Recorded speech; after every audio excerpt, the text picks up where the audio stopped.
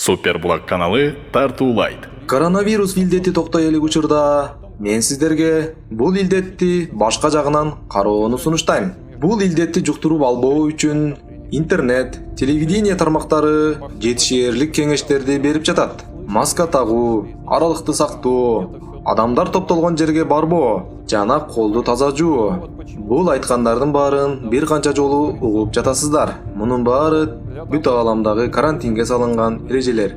Бирок ушундай кырдаалда эмнегедир ооруну жуктуруп албоодо же жуктуруп алса айыгып кетүүгө иммунитеттик көтөрүү боюнча кеңештер аз айтылууда жана өпкөнү кантип бекемдөө керек.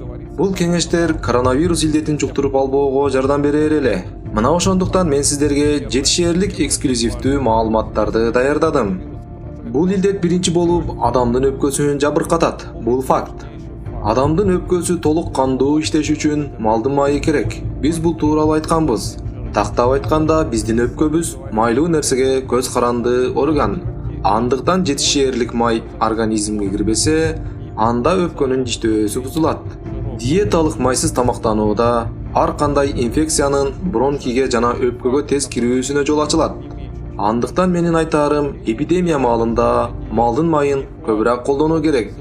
Эрте менен күн сайын жок дегенде 20 грамм каймакты нанга кошуп же болбосо кашага кошуп жесеңиз өпкөңүздү чындайсыз. Мен бул кырдаалда сиздерге майлуу тамактарды тамак ашыңыздарга кеңири колдонууну сунуштамакмын. Ушуну менен кошо иммунитетиңиздерди да чындоо керек. Ал үчүн дарыканаларда алоэнин согун чакан бөтөлкөдө сатат. Мына ушуну курс кылып 1 жумадан 4 жумага чейин ичсеңиз болот. Албетте, муну сиздин алоэга болгон аллергияңыз же кандайдыр бир карама-каршылыктар жок болсо ичүүңүз керек. Оорубаңыз, сак болуңуз. Биздин каналга жазылып, досторуңуз менен бөлүшкөндү унутпаңыз.